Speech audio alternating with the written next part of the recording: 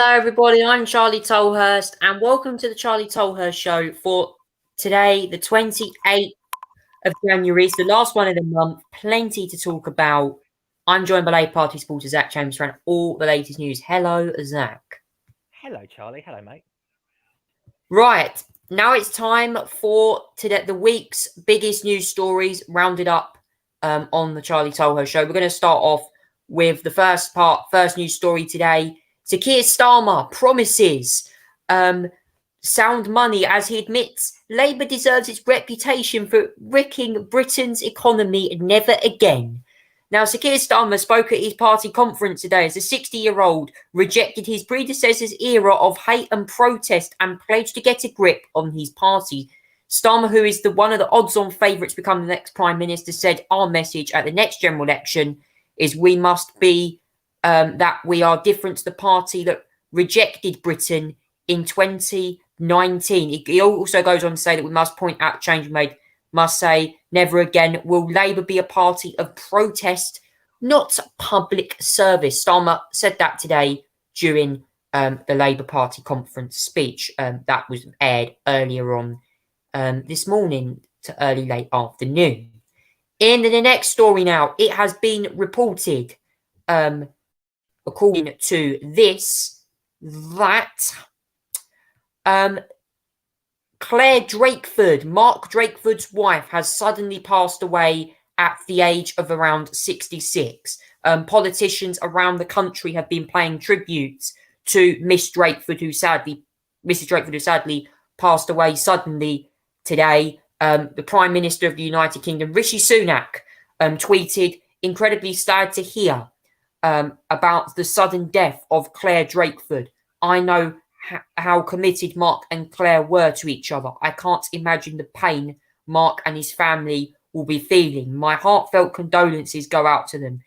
Of course, Mark Drakeford is the First Minister of Wales. Many tributes have also been pouring, including that from the Prince and the Princess of Wales, which is William and Kate, sending our thoughts and prayers to Mark Drakeford and his family, full stop, with W and C in the end of the sentence there. Mark Drakeford certainly is in a lot of despair at the moment, I am sure. There has also been reports tonight that Flybe, one of the most popular low-cost carrier airlines, a small low-cost carrier airline, Flybe, has also entered administration today, unfortunately. There has been financial strains for Flybe. It is scrambling to change plans today after a number of its flights got cancelled today. The airline has ceased trading, with 277 out of 321 staff being made redundant.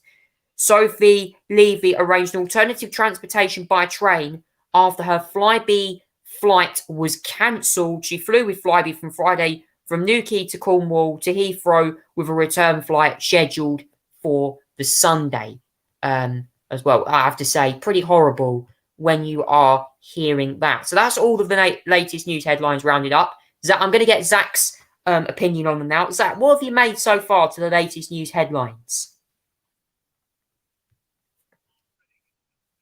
Yeah, let's start off. Obviously, this is sort of wrapping up what's been going on this week. Your first one, obviously, you mentioned is Sir Keir Starmer. He was talking at the Labour London conference today. That's a local conference that's happened today in sort of London, where talking obviously focusing on Labour in London, their prospects the next election. They talk about their candidates, what they've done for London, and all that sort of thing as well. So yeah, I mean, what Keir Starmer was made a speech obviously today, and obviously he's in the London area because obviously he represents the constituency of Pancras and St Hove, which is in the London area, as you probably can understand. But his main focus today, obviously, was talking about the party today, the party in the future, their policies, why they'd be the better party at the next election as well. And there was, he mentioned very importantly as well about, how much they've changed as a party, in his own words. The fact that those there was many decisions that were associated with his predecessor Jeremy Corbyn that would make the Labour as a brand and as a party toxic. And he's obviously talked about as well. They're not be a party of activism, but party of public service. Now, this is obviously a clear bit of digs at the former leader, which obviously he was a shadow cabinet for many years. So some could say, well, he could take some responsibility for all of this as well. But you may remember a lot of things about Jeremy Corbyn in the past that he wasn't an anti-Semite in many ways, in my view, but he was just sympathetic to anti-Semitic views in the party, and then sort of having a blind eye to it, and sort of not realizing the effect of it in many ways, which I suppose for him was a problem because he was just not very good at identifying the issues of anti-Semitism and all that sort of thing. And sort of like Keir Starmer was sort of mentioning today about the change in the party of how they've moved beyond that, and specifically going away from momentum style activism to more public service where they're actually speaking to the public. And that is important because you've got to understand that you can't. It's all good speaking to your own party, but at the end of the day, it's no good speaking to your party as well, because otherwise you're just not going to get the votes to be able to form a government and win elections. So this is obviously a Labour's party that's obviously wants to talk to the public rather than talk to its own base, and it's clearly changed from that area as well. It was also, I saw a few bits today as well where he was mentioning the candidates in the upcoming elections. One of them mentioned Russell, which is obviously Boris Johnson's constituency as well. He was obviously celebrating his candidate there as well. And obviously went on to get Johnson out, which was obviously a big important thing for him, as you can understand as well. Obviously, one of the big, obviously, I think definitely seats to watch in the next election would be Russell, Boris Johnson's constituency, where if at this rate, I suspect he may well lose his seat if the constituency starts trending the way it is at the moment as well. So good chances for Labour, I think, in the next election for Boris Johnson's seat and many other London seats. Some of that, I suspect, those with, those who have a quite Jewish population, such as Chipping Barnet and everything like that, are very prone to possibly trending towards Labour and taking them in the next election, given the Jewish population and the retrust of Jewish people within the Labour Party as well. That seems to be happening. It's a big, important step in many ways. So it's a big step there as well. So yeah, mainly we've seen the likes of Keir Starmer speak today. We saw Emily, I think the likes of Emily Thornberry, Sadiq Khan, I think, has been speaking as well. Charlie's laughing because because he watched the London Assembly the other week. God, he got an absolute grilling on his ULEZ yeah plans, didn't he?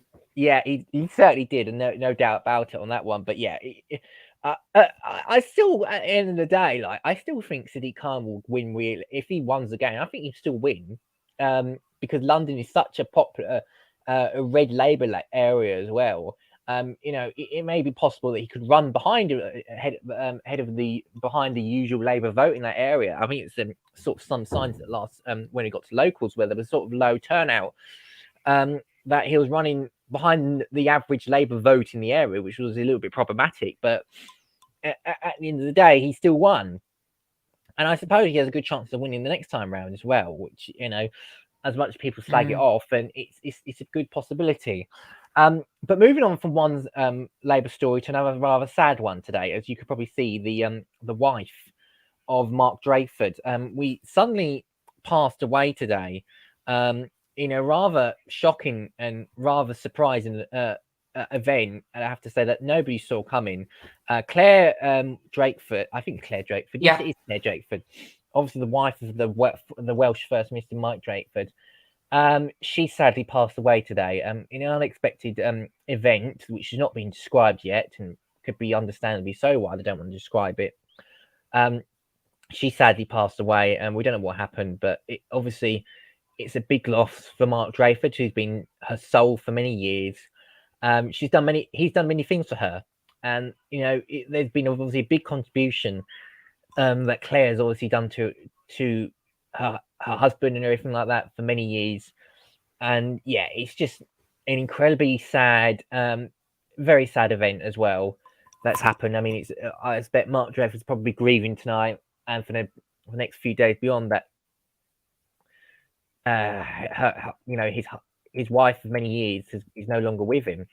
And yeah, I can understand something like that. It's just a very, very sad event as well. We had tributes pouring from the Labour leader to the Prime Minister, to many others as well. Lots of face across the political aisle just coming in, just sending their tributes to Claire Drakeford as well, who obviously was clearly a well-respected and lovely figure within Wales and beyond as well. But yeah, it's just a very sad day for Mark Drakeford and his family, and which may Claire rest in peace.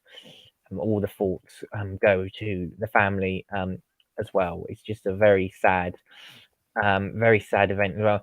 And just I want to talk about obviously the final story you mentioned as well. Flybe. Yeah, it has gone. Another airline in the UK has gone bust. Flybe is the next one as well. They've lost hundreds of jobs have gone. 277 of the 321 Flybe staff have been made redundant. 44 have been retained, but 44 staff is obviously not enough to run a business. So Flybe has ceased trading. All its scheduled flights have been cancelled. Hundreds of jobs gone. Hundreds of lost passengers as well. Ticket holders have been advised to check the Civil Aviation Authority for further information they booked through an intermediate or to contact the relevant agent. Flybe used to operate from Belfast, Birmingham, Heathrow, and across to Amsterdam and Geneva. It's another devastating loss for the aviation industry, especially for those who were working for Flybe. And I have to say, the 44 staff that there must be feeling really sad that they're even working there now. You can see lots of people have had to change their plans, their flight plans as well. Lots of people have been in a mess, really, because of the situation with Flybe. It's a very shocking situation. And with hundreds of jobs lost, and lots of customers that have been obviously using Flybe who are now going to be left out of pocket, and I'm even looking for refunds and struggling as well. It's a sad situation. It's a terrible situation.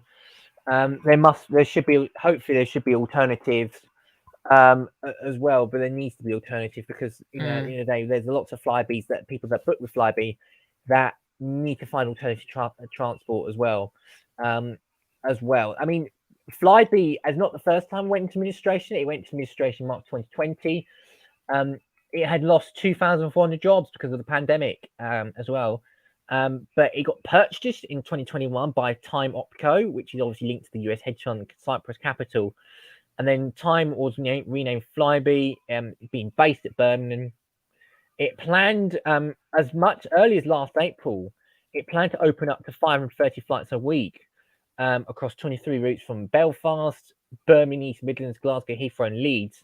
But obviously, because of the financial situation which they've suffered, they've had to go into administration. They've lost all their jobs, and it's a sad, very sad situation for many customers who are, they've after a second round of administration for Flybe. It's all over this time for them. They're not going to come back from the brink, unfortunately. They've gone bust, and they've lost money, and now they're out of business, and a loss of its whole customer range, and a lot of jobs with it now. Lots of poor people, and lots of people now who are going to be left without jobs. And I feel sorry for the people, the ones that have lost their jobs out of this, sadly.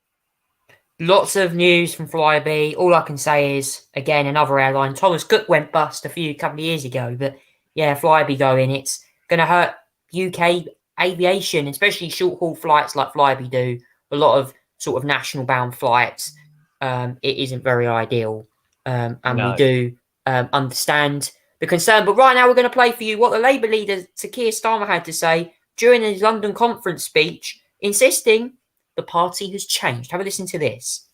Our message at the next election must be that we're different to the party that Britain rejected in 2019. There's a point that has been made.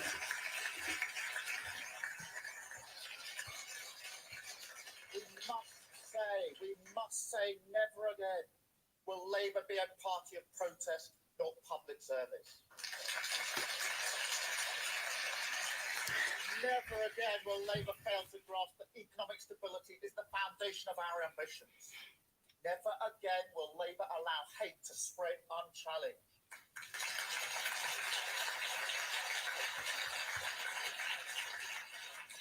We've changed our party and we're ready to change Britain.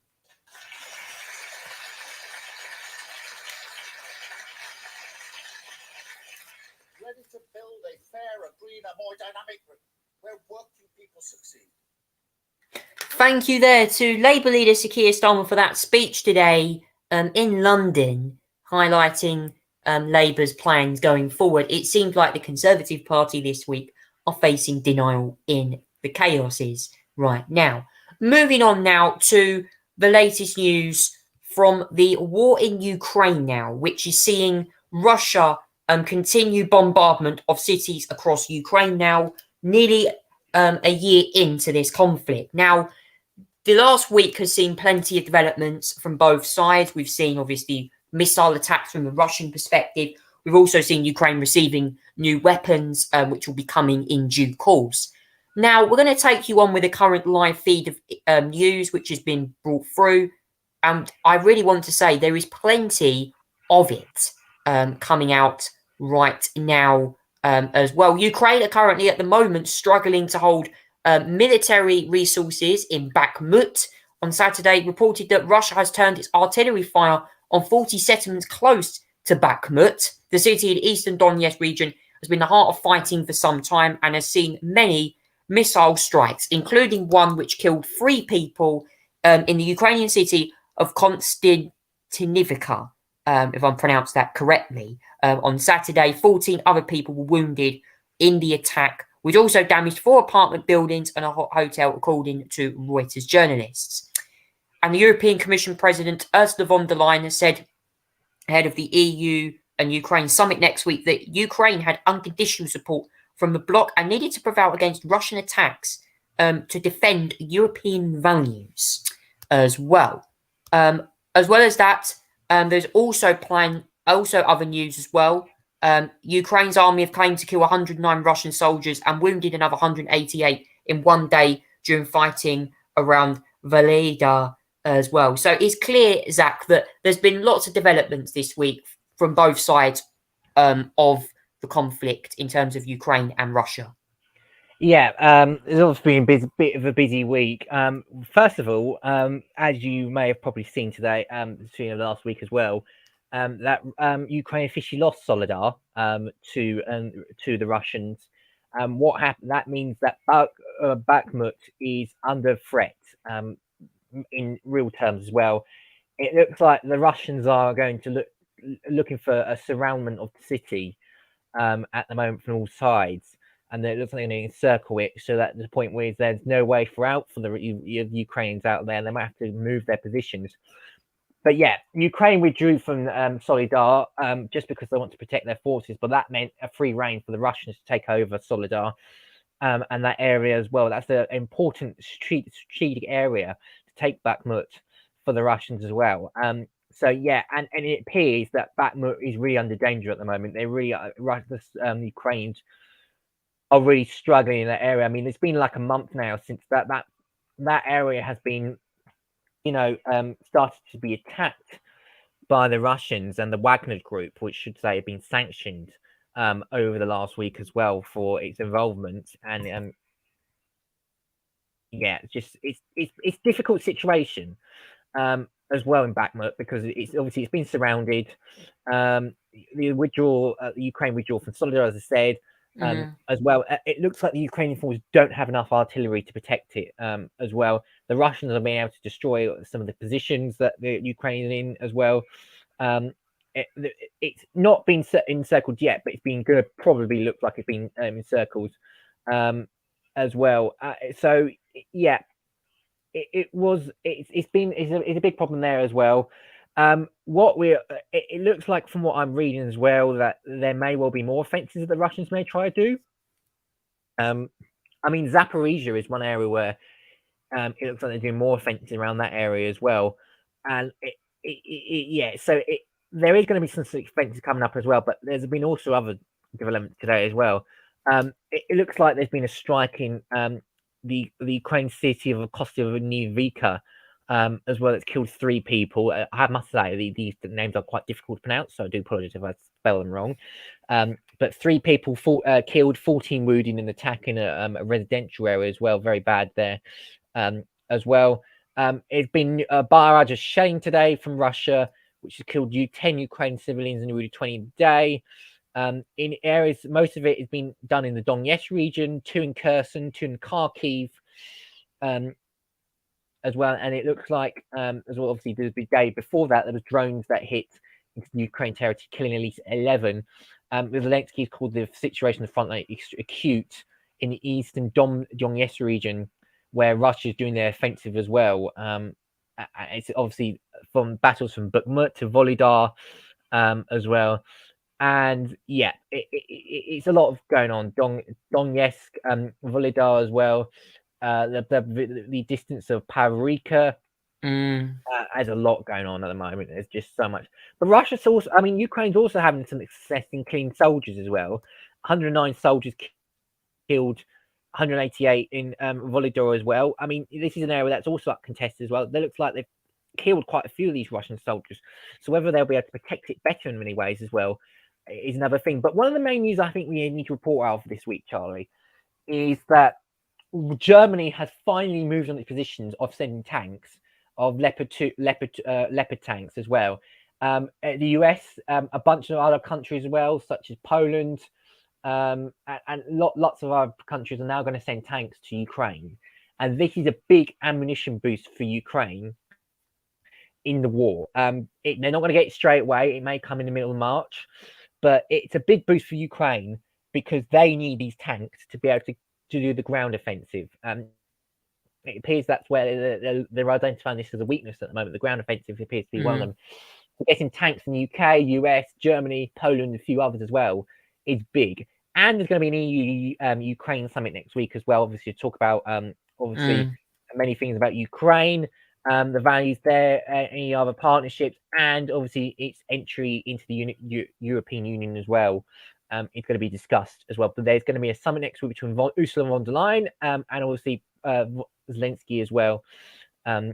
Obviously, to discuss everything as well. So yeah, a lot of news happening in Ukraine this week. Some positives, obviously, with the tanks. Definitely is a big positive and a big move by the Germans, who've been really, I think, been a little bit slow on this. Yeah. To get the tanks provided, and especially the United States as well, who are going to also provide tanks as well. Lots of tanks from all sides as well. So yeah, it's a good development there. But on the ground, it shows why these tanks are needed, because Bakhmut, other areas around Donetsk are in big trouble for Ukraine. There's lots of trouble, Zach, as well. And I just want to quickly bring you in on this one. Vladimir Zelensky had an interview with Kay Burley the other day on Sky News where he referenced Vladimir Putin as a nobody. What do you make to that? Yeah, he's right. It's pretty simple terms. He's right. He is a nobody. Putin has lost all his allies, most of them, in many ways. Whatever friends he had, he's got very little of them now.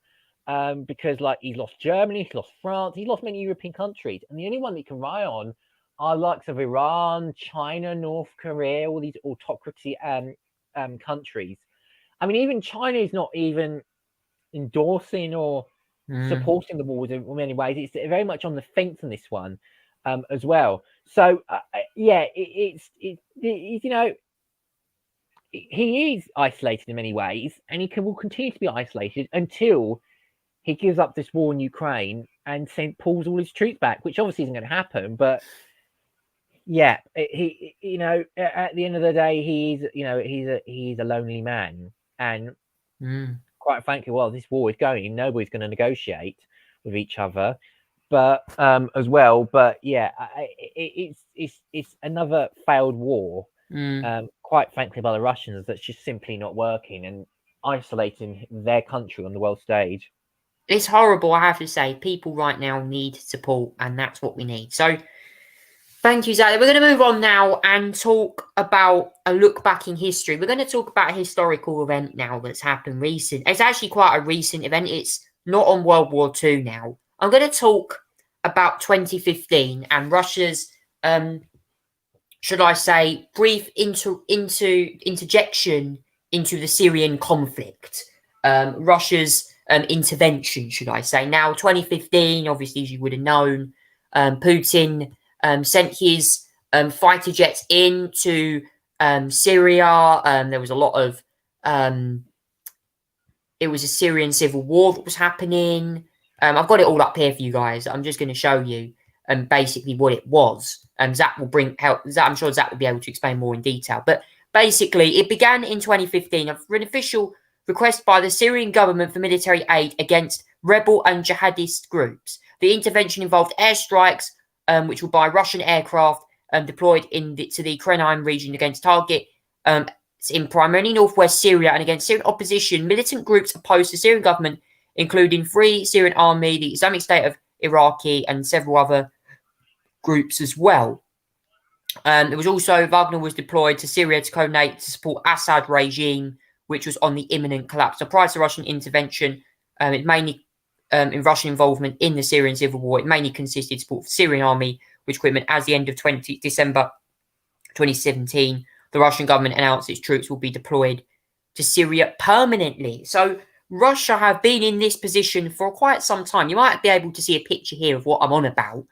This war has been going on for a while. You can see there's some Russian fighter jets dropping bombs, or appears to be cluster bombs or bombs, onto Syria. Now, by the way, what I have read up from this is pretty shocking because I've also learned that they say they targeted ISIS once. They actually hit civilian infrastructure who were not deemed for ISIS. They actually hit some civilians in the area, which are apparently some of the positions were from the United States as well. I mean, Zach, what did you make to this? Because this was quite a significant intervention by President Putin, wasn't it? And got condemned. Yeah, I mean, he got condemned quite a lot for this. Yeah, this is basically another war that Russia decides to get himself involved in, really, as well. And you got to understand the reason why he got involved in this is because President Assad decided to ask Russia for help in many ways as well. This is like the first intervention that the Russians decided to do in the Middle East for decades at the time. What Vladimir Putin said at the time was prevent you to fight and destroy militants and terrorists of the territories that always occupy and not wait for them to come to our house. So they said, on the first wave, they claimed that this was only targeted jihadi groups such as Islamic State, as well, which obviously controls a large part of Syria at the time, and fighting obviously the government and rebel forces. But what it turned out to be, it turned out to be, as you said, a targeting of civilian infrastructure, which had 33 deaths.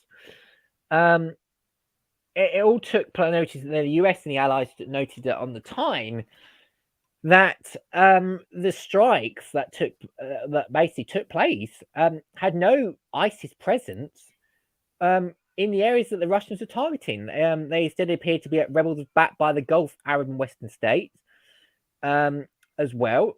And yeah, so this sort of strike, torn Syria in many ways as well.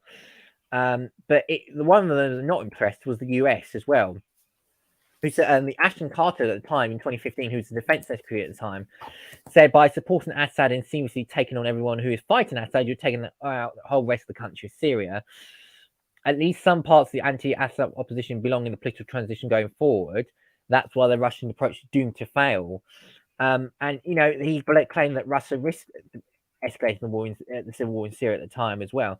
So, in many ways as well, the Russians got involved because Assad wanted him to. They claimed, it was an understanding in many ways of trying to, it was the Syrian government that in many ways tried to get them into this conflict because they claimed at the time, the Syrian government, that there was a jihadist group and rebels that was trying to, take over the government and all that sort of thing, take over the country, run the country himself. And in many ways, it resulted in Russia trying to get involved in the war. Whether that was necessary or not, it can be debated. But at the end of the day, it's caused this endless war in Syria because of that's been going on for many years, and supported President Assad, who is used chemical weapons against his own population before, is a key supporter of Russia in all this war against Ukraine. So no one should be really celebrating Assad in many ways.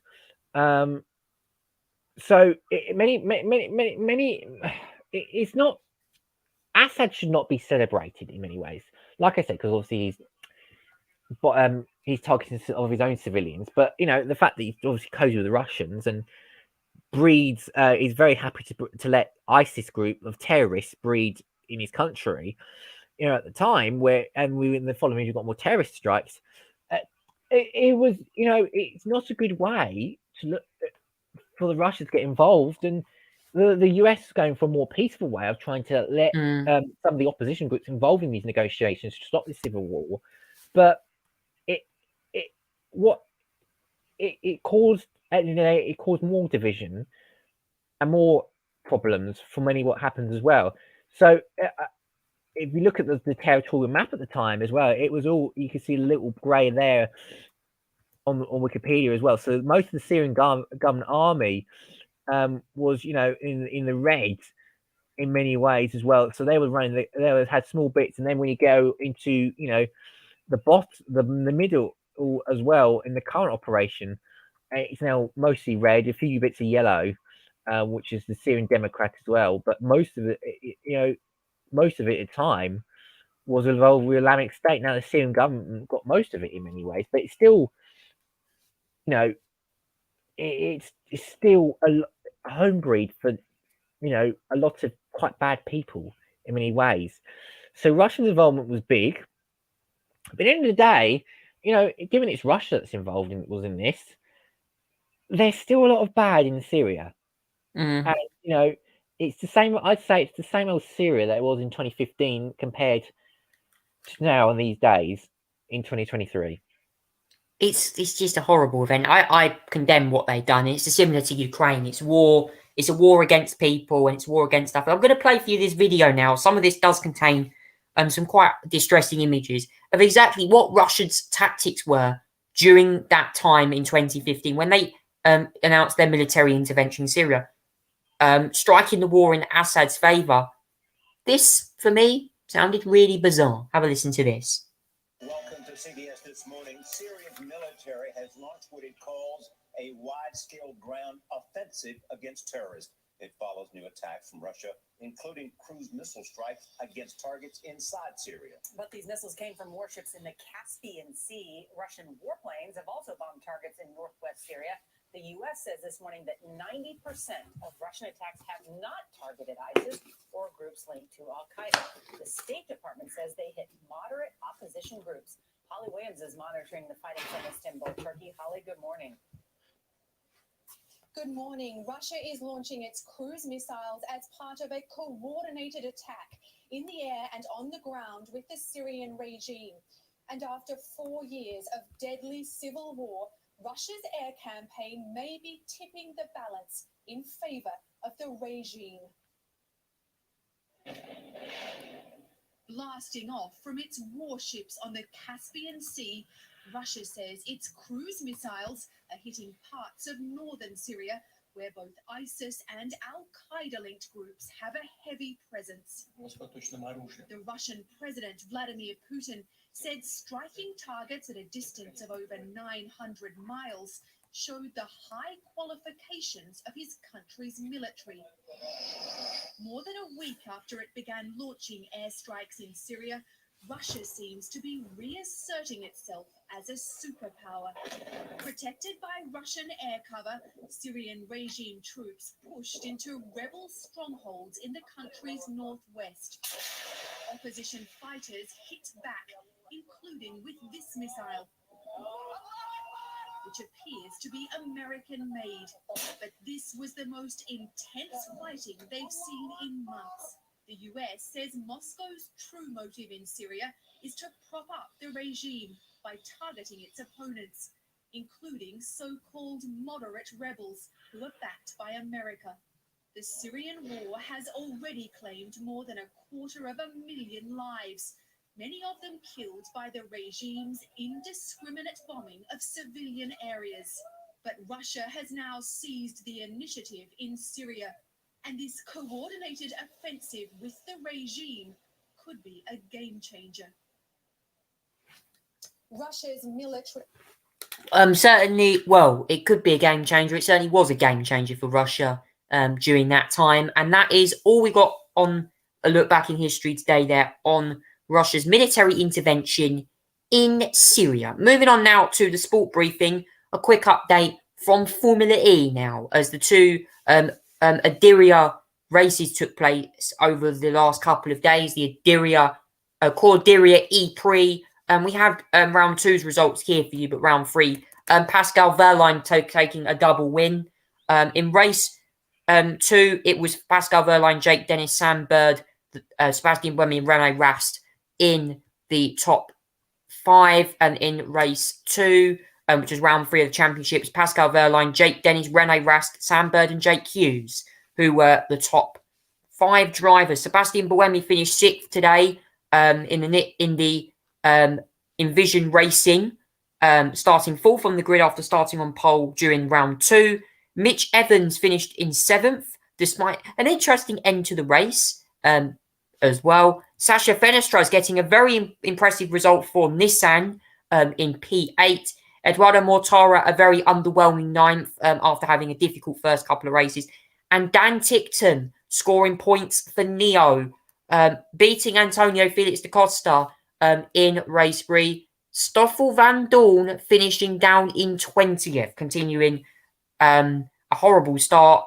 And so did John-Eric Verne, only 16th. DS Penske having an awful start. Zach, what did you make to the first these first two races in Diriyah today? Yeah, I mean, it was. I have to say, this season's going quite well so far. I have to say, it's turned out to be some good racing, even if it's not the crash fest it used to be in the past so far, in many ways as well. But yeah, it's been a double win for Pascal Wehrlein this weekend as well. Absolutely brilliant drives, I may say as well.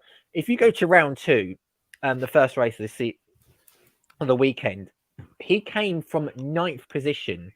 And he just had so much pace that he was able to work, balance the car out, balance the car between the power, saving energy and the speed. And he just flew. He just absolutely flew ahead in terms of, in terms of performance. The race per race was just absolutely brilliant. The management of him was brilliant. And getting Porsche victory as well in race two was especially crucial. But and it's same here for for the second race of the weekend. He was brilliant as well. Worked through the field as well. So was Jake Dennis, to be fair. Those two have been the fastest drivers all weekend long. And they drove stunningly. Jake Dennis could have had the opportunity, if he didn't screw up on attack mode, to win the race today. But, great drive by him overall. It's been a brilliant weekend for the two, Wehrlein and Dennis, an absolute masterclass in driving.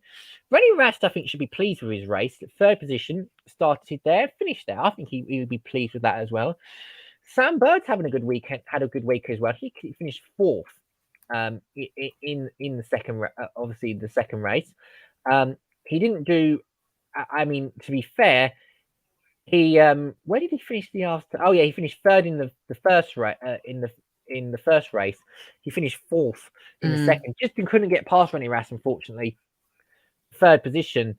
But yeah, he's had a very good weekend as well. Jake Hughes, fifth position. Obviously, he did set the pole position for the second race, but yeah, it just fell back. Unfortunately, didn't have the pace. Sebastian Buemi beat Mitch Evans for seventh position. Obviously they ran out of fuel towards the end, but and Buemi managed to get ahead of Mitch Evans. Very crucial win for him.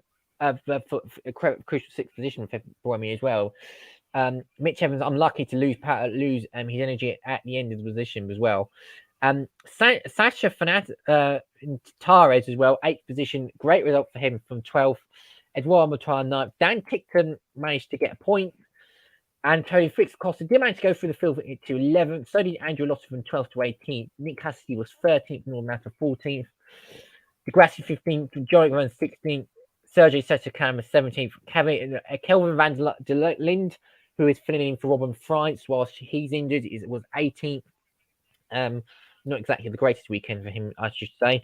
Maxime Günther struggled in that race, 19th. Stoffel Van Dorn, poor form continues in 20th. The DNFs were Oliver Rowan, who managed to retire, and then Nico Muller, who caused a safety car as well. He started last. He didn't even finish the race as well. And what that means for the point standings at the moment is that Pascal Wehrlein leads ahead of Jake Dennis. Look at it, I should point out as well. Jake Dennis and Pascal Wehrlein are more than half the point. Look, if you see them as well, Buemi is double behind Jake Dennis at the moment, and Pascal Wehrlein. So at the moment, these two have set the early pace in terms of what to expect throughout the season. But the fact that they're already, Buemi is already 31 points behind Jake Dennis and Pascal Wehrlein suggests at the moment it's an early fight between Wehrlein and Dennis for the championship at the moment after 3 rounds. And the next race that we will be going to in a few weeks' time It's India. Yeah, it's India. It's a new Grand Prix. This one in Hyderabad as well. It's a new race in India. It's going to be the first time I think they've been racing in India as well. But it's a new circuit. It's obviously a very, going to be a very quite exciting circuit, I should say, as well. But yeah, it's going to be an interesting circuit in many ways. As well. So yeah, I suppose in many ways it's going to be the first time it's going to come to Hyderabad as well. But India embracing, Formula E coming around as well. But that will be on the 11th of February in 12 days' time as well. So yeah, it'll be an early morning event for that one. It'll be good to see that on the calendar. I believe the race as well. If I just go to the website, the race is at 9. It should be 9:30 in the morning. Bit of an early one, but for that one, which I should be able to get up for anyways. It's night. Not too early, not like the Japanese Grand Prix. Not 6 too o'clock early in the morning. Yeah, it'd be 9 o'clock at night, 9:30 in the morning. But yes, actually, is it 10? Oh yeah, it's 9:30 in the morning as well. But yeah, qualifying will be at 5:10 in the morning. If you want to get up really, really early and enjoy free practice 2 on the Saturday, then you get up at 2 a.m. Then you more than welcome to do that. But it's 9:30 UK time for the Formula E race in 2 weeks' time in India. It's going to be very interesting. India, here we come. Hyderabad for the start of a new race in India. First time I think a proper single-seater race has gone over there since like Formula One did in 2013 at the Bud International Circuit in New Delhi. So very interesting there. We're now going to quickly do the roundup of the footy action this weekend, the FA Cup results. I had watched a couple of them where a couple of VARs were given out. Yeah, absolutely. So I can give you that. In today's fixtures, plenty of them. Accrington Stanley lost against Leeds 3-1. Sheffield United and Fleetwood go to a replay with a 1-1 draw. So does Blackburn and Birmingham. Ipswich and Burnley. Fulham and Sunderland also go to a replay with a 1-1 draw. Luton and Grimsby do. Tottenham beat Preston 3-0. That was the other match as well. And Manchester United and Reading currently live at the moment. We're just into the 86th minute. Manchester United currently leading 3-1 in that fixture. And Zach, interestingly, obviously, there's been plenty of football news and also a managerial departure in the Premier League as well. Yeah, Frank Lampard has left Everton. He's going to be replaced by what looks like Sean Dyche, who you may remember has been the Burnley manager for quite a long time before he got the boot as well for his performances before they got relegated as well. But Sean Dyche is quite an experienced head, and in many ways as well, whether he can turn it around will be another thing. given his experience at Burnley, but he's got a mess to sort out of Everton in many ways as well. But yeah, looking at the FA Cup results as well. Obviously, the first tie was on the fourth round was a big tie between City and Arsenal. That probably will set the tone for the rest of the fixture to come. But it was Manchester City that eked out a 1-0 victory over Arsenal. Arsenal's reign to get to the FA Cup is over for this season. Manchester City beat them thanks to a goal from Nathan Ake in the 64th minute as well. A mix and match. Lots of changes Arsenal did for that match, to be fair, as well, in terms of defence. But at the end of the day, it wasn't enough to hold off Manchester City, who won 1-0 on that one.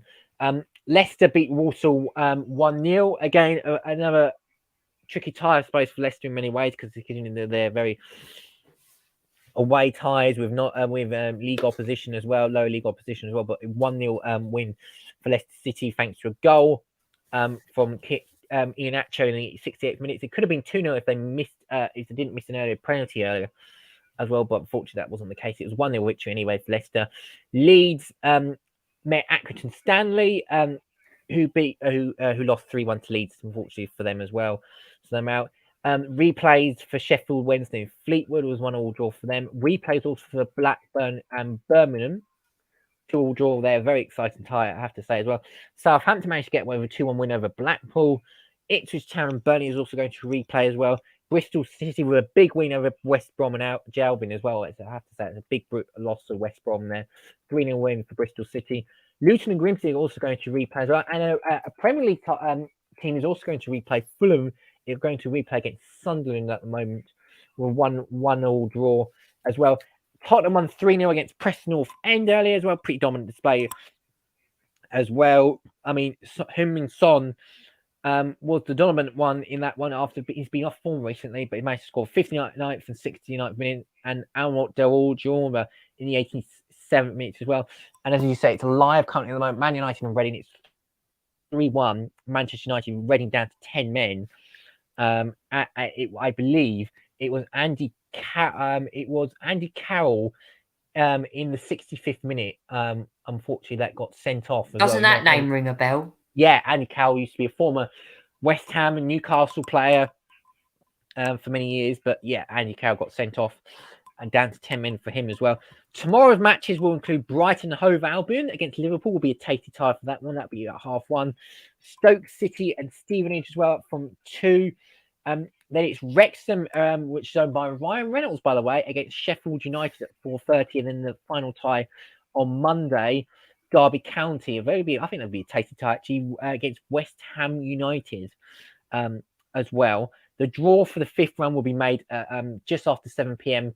As well. So yeah, that will be coming up as well over the week. And I should point out during the middle of the week, there will be the second leg of the semi-finals in the Carabao Cup. On the Tuesday, it will be Newcastle against Southampton, and then on the Wednesday, it will be Manchester United v Nottingham Forest. I should point out, based on aggregate ties, Manchester United will be the favourite to go through to the final. They're 3-0 on aggregate at the moment. Newcastle 1-0 up on aggregate. That'll be the more closer tie to watch on Tuesday. Man United, Nottingham Forest looks like they're playing fun in that game, unfortunately, for Notts at the moment. But yes, that's all the football at the moment. Plenty of that. We'll be reviewing that all next week. Now it's time for a look at Charlie's good news now. The Apprentice UK candidates went to Brighton this week in the new series on The Apprentice, continuing Charlie's good news all the way through until the end of the show. Negotiations for 9 items in which the teams could find. Project manager Denisha was the candidates that got fired. Unfortunately, in terms of Apex getting all their items, they got refunds galore, and the other team did get refunds, but they got a lower. They got it for less money. Denisha's team missed a truck that Karen Brady was standing next to in a shop. I couldn't believe it when they missed a truck that Mark was just writing it down on a paper as well. But the negotiation fell through. They also had an issue getting around Brighton. They ended up staying central while the other team went. Danny ended up sort of taking control of the sub team really and taking them out around sort of outskirts of Brighton and into Brighton to find apparently a vinyl record of a 1974 Eurovision winner, which was apparently Waterloo by ABBA. None of you listeners have heard that song before. The Eurovision winner by a Swedish pop band there. But yes, I have to say, it was an interesting task. The logistics of one of the teams certainly wasn't ideal. And negotiations, Rhys Donnelly making a really interesting sensation with his teeth. Certainly licking his lips at times, according to reports, negotiating the products as well. Zach, what did you make to last week's task on The Apprentice UK? Yeah, Denise was obviously the team manager for Team Apex, obviously, as well. Simba obviously volunteered to lead Team Affinity, but Denise was put into Team Apex, the project manager, by Lord Sugar. And she failed miserably, unfortunately, in that one. She absolutely failed miserably, and it resulted in her firing, basically, as well. Because obviously she didn't lead the team last week. Lord Sugar wanted to see leadership this week. She didn't get it at all. And obviously she was fired over a poor logistical skills as well. It was a bit of a mixed fortunes for both teams in many ways as well. In many ways, I mean, Denisha's team argued to have items were split between the Cyber team after the financial controller gave more items to the team with the fewer people.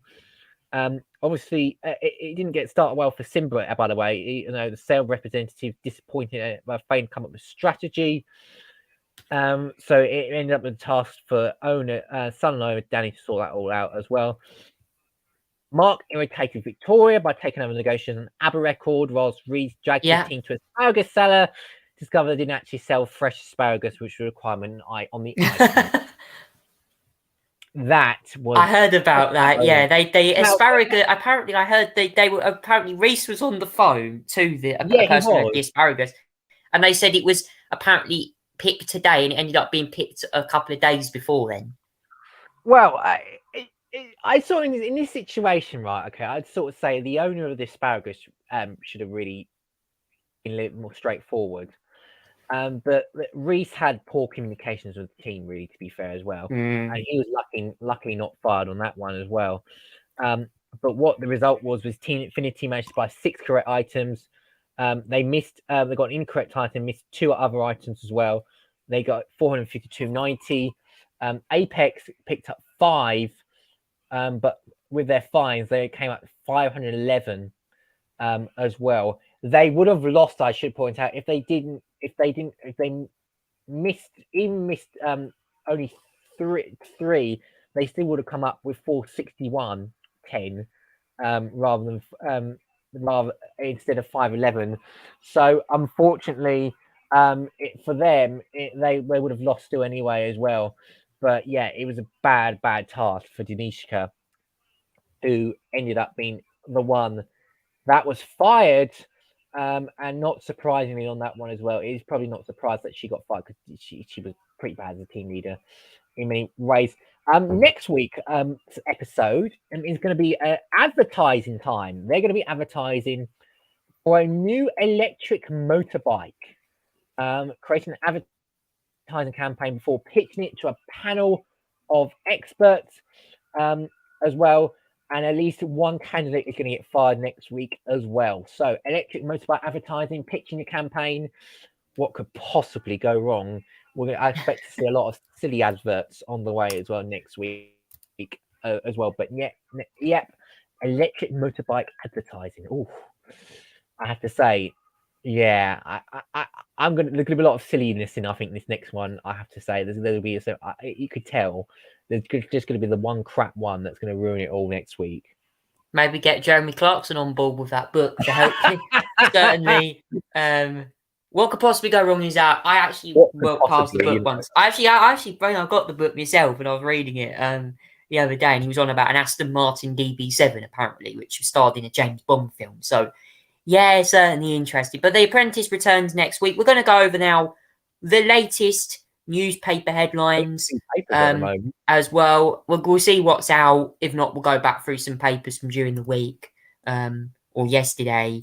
29th, yes, we've got a couple out right now. The Sunday Telegraph goes, hospitals at home plan to save the NHS. Thousands of parents face care by video link as Sunak tries to ease the pressure on A&E wards. The Observer goes, I saw children face bullying and racism at an asylum hotel. Now, that comes this week as many politicians in Parliament raise concerns about around 76 child migrants going missing, as channel crossings in the UK this week continue to rise. And there's also reports going around that one person who lied, who was 20 years, said he was 14 years old, lied to be 20 years old, and got brought over here, committing several crimes in other countries, and apparently led to the murder of Zara Alina, who'd been jailed for the rest of his life as well. We can get up for you that name, I'm sure, in a couple of minutes' time. Zach, what do you make of the current newspapers that have been released? Yeah, obviously only 2 papers at the moment. We'll obviously go through a few others as well. If there's any more that comes in, I'll obviously mention them. But it starts at the moment with the Sunday Telegraph. Oh, the Daily Star's just coming, but I'll get to that in a moment. But yeah, the Sunday Telegraph talked about hospitals at home plan to save NHS. So this is a talking point where it looks like more than 500,000 patients a year will be treated in hospitals at home in an attempt to relieve pressure on A&E departments. So under these plans, elderly and frail patients who fall will be treated by video link, with ministers today saying that a fifth emergency administration could be avoided with the right care. Now, I have to say, I previously remember Tory MPs criticising this plan to do more remote care in any ways as well. Now, I suppose in many instances, it's there could be some instances where you may not need to go into a hospital to be, treated in many ways. You could do some of these video links, but if an elderly person falls over, Charlie, there's no way they're going to get treated by a video link. The medication or whatever treatment they're going to have to get isn't going to go fly through a computer screen and then suddenly arrive to you right in front of you like a bloody phone or something like that. I could throw this phone at you. You're not going to catch it halfway through, are you, Charlie? From your computer screen, are you as well? So it is a silly idea in many instances. There are instances where I do think that it can be done via video link, but most of the care these days, most of the injuries need to be done by a doctor in person.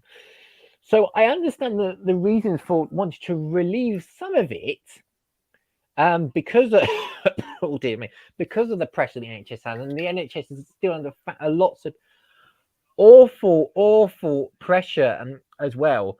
But physical injuries cannot be done. Someone can't put a plaster through its screen and then treat it. It has to be done in person. And I'm afraid this idea is not good as well. In some instances, it can be useful, but in instances where there is severe injuries, it cannot be done, I'm afraid, as well, unfortunately. So, yeah, I'm not too sure about some of it's all right, but most of it sounds really bad in many ways, instances as well. It has to be done in person.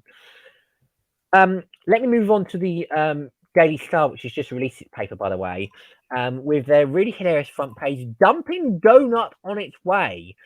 Never mind the beast from the east or the troll from the Trolldorium, Britain is going to be hit with a new weather phenomenon, Horner's Donut. And it includes someone of Horner Simpson. I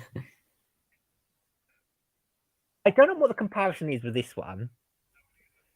Britain faced, I suppose, is it supposed to be that Horner has dumped a load of cold donuts on the planet and everything like that, and there's going to be lots of really cold weather? I don't quite get the pun on that one.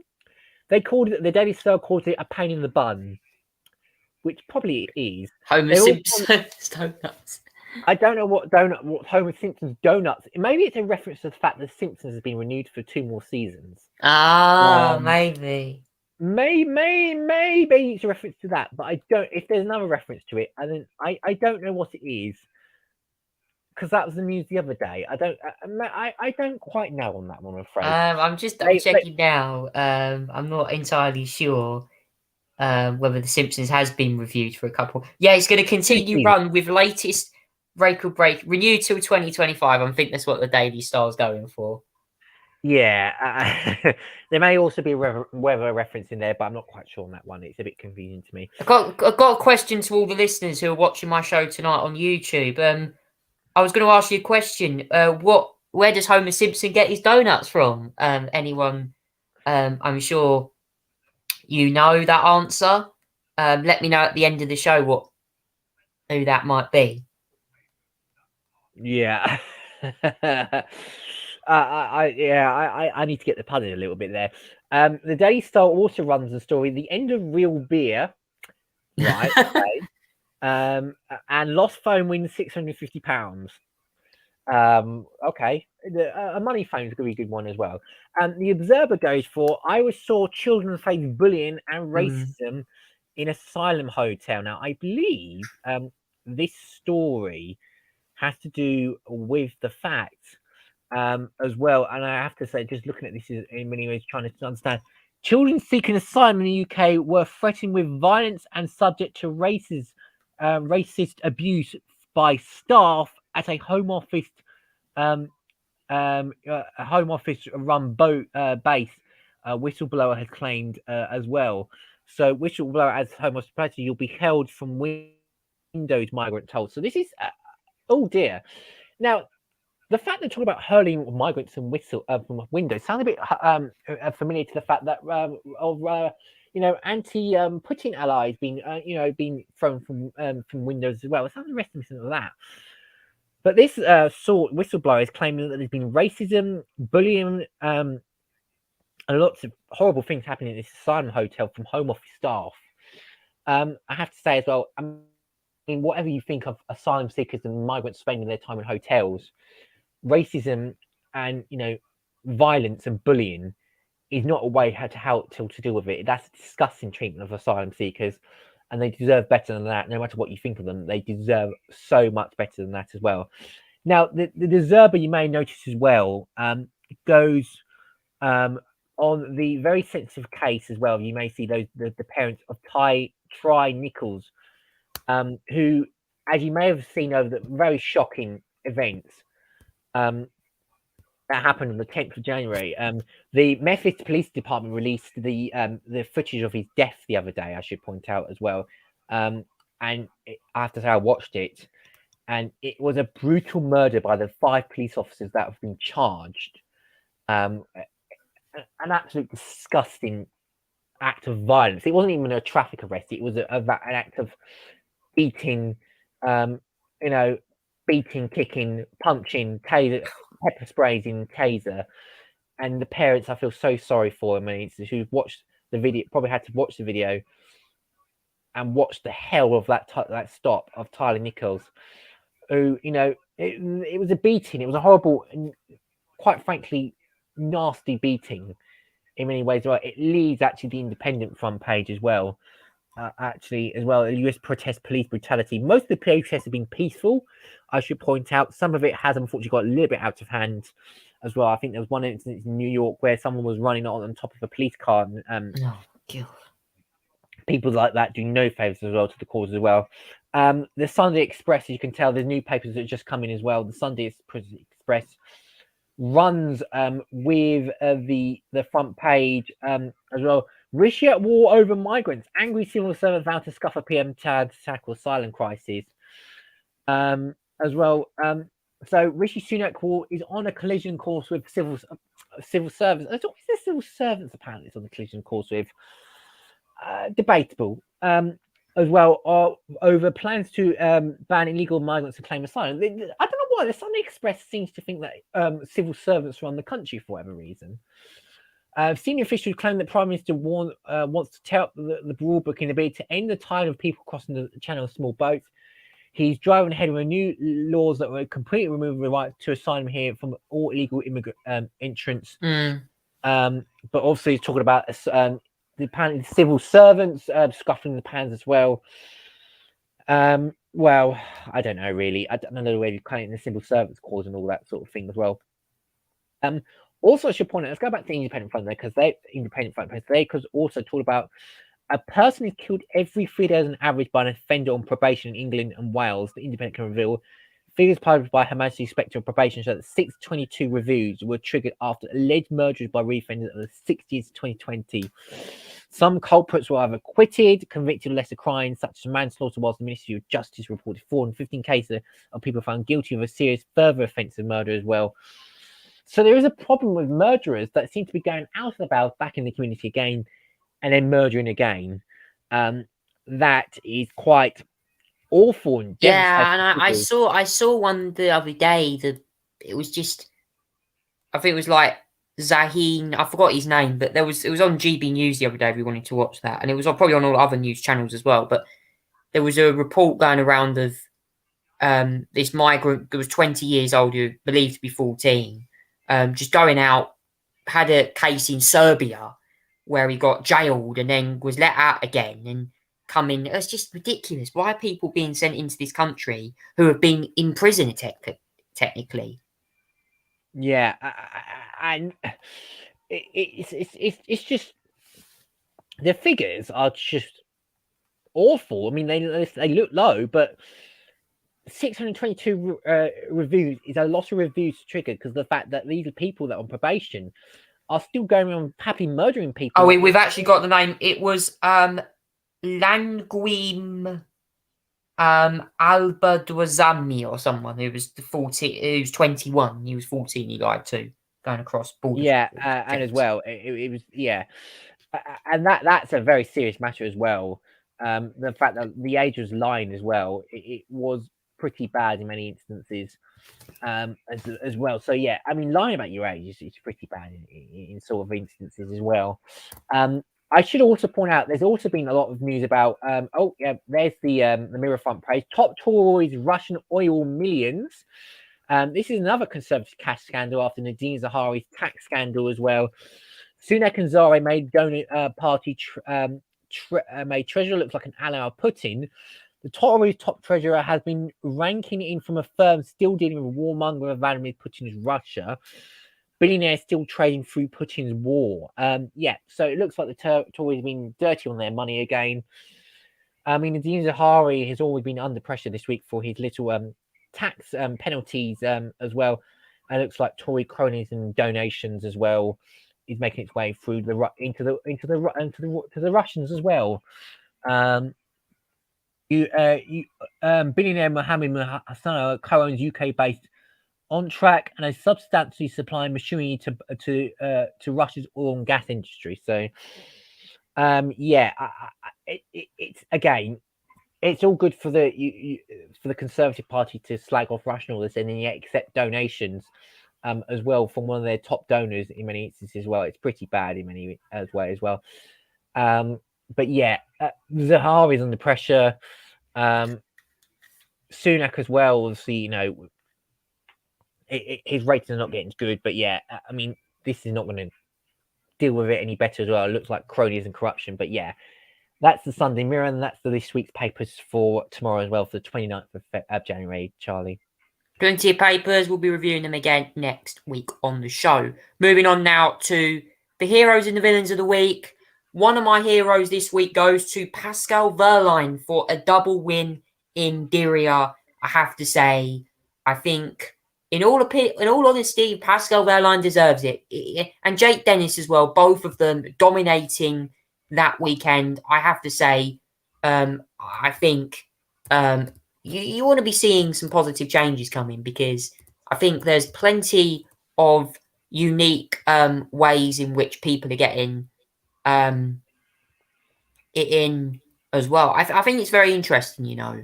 Yeah. Seeing that happening, because I think it's very important. People need to be taking into that as well.